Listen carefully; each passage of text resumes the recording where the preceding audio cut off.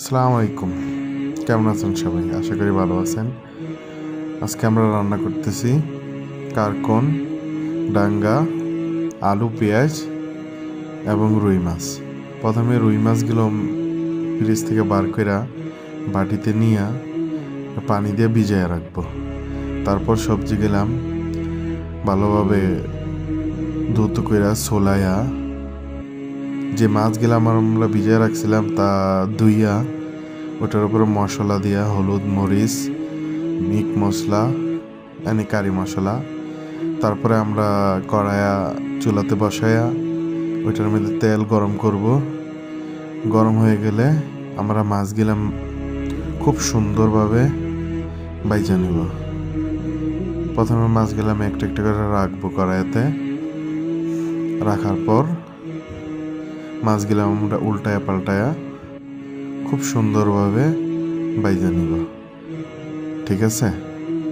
এখানে মাছ খুব গুরুত্ব সহকারে বাছতে হবে, কারণ মাছ বেশি ভাজা ভাজা হলে হবে না, আর বেশি নরম থাকলেও হবে না, মিডিয়াম থাকতে হবে। ঠিক আছে? যখন মাছ ভাজা হয়ে যাব তখন আমরা ওই তেলের মধ্যেই পেঁয়াজ ঢেলা দিব। পেঁয়াজ ডালার পর পেঁয়াজটারে হালকা নাড়াচাড়া দিয়া হালকা ভাইজা নেব। হালকা ভাইজা নেওয়ার পর ওইটার উপর আমরা হলুদ 1 চামচ হলুদ দিয়ে দিব, 1 চামচ মরিচ দিয়ে দিব, 1 চামচ কারি পাউডার দিয়ে দিব। তারপর আমরা স্বাদ অনুযায়ী লবণ দিয়ে দিব। ঠিক আছে গাইস? লবণ দেওয়ার পর আমরা এটারে খুব ভালোভাবে মিক্স করব। ঠিক আছে? লাড়া দিয়া ভালোভাবে মিক্স করে এটারে ভাজতে হবে। ঠিক আছে? পেঁয়াজটা কিন্তু হালকা নরম নরম থাকতে হবে, পুরো কড়া করে ভাজলে হবে না। ঠিক আছে? পেঁয়াজটা যখন ভাজা হয়ে যাব ওইটার উপরে আমরা আলু দিয়ে দিব। ঠিক আছে? যেটা আমরা আগে থেকে তৈরি করে রাখছি কাইটা মিডিয়াম সাইজ, ওই আলুটা দিয়ে হালকা নাড়া দিয়া ওইটার উপরে আমরা আবার যে কারকনটা আমরা আগে থেকে রেডি করে রাখছিলাম কাইটা, সেটা আমরা ডাইলা দিব। ডাইলা এটারও খুব ভালোভাবে মিক্স করে নেব। ঠিক আছে? মিক্স হয়ে গেলে হালকা একটু গরম করব, হালকা সিদ্ধ হইতে দিব 5 মিনিটের মতন। তারপর এটার উপরে আমরা যেই দাঁড়াটা নিয়ে নিছি, লাল শাকের যেই ডাটিটা নিয়ে নিছি, সেটা আমরা এখানে ডাইলা দিব। ডাইলা দেওয়ার পরে এটারে হালকা সিদ্ধ হইতে দিব। তারপর এটারে আমরা খুব ভালোভাবে কষাইব। এটারে খুব ভালোভাবে কষাইতে হবে। ঠিক আছে? কষানোর পর এটার মধ্যে আমরা পানি ঢেলে দেব, পরিমাণ মতন পানি। ঠিক আছে?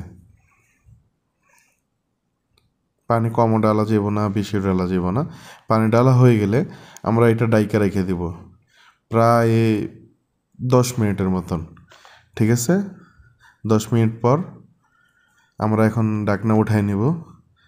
হালকা সিদ্ধ হয়ে গেছে তরকারি, আর খুব সুন্দর গ্রান আসতেছে, মাশাআল্লাহ।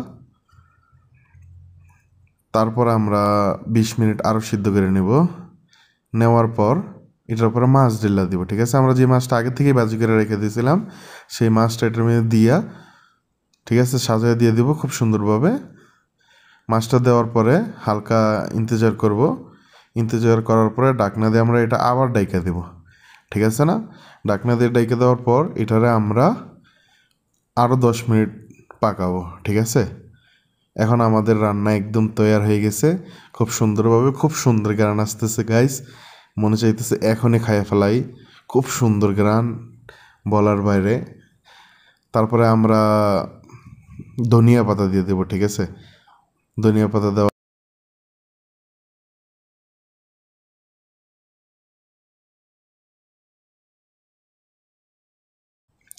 ধনিয়া দেওয়া শেষ হয়ে গেলে আমরা এটার হালকা সিদ্ধ হইতে দিব।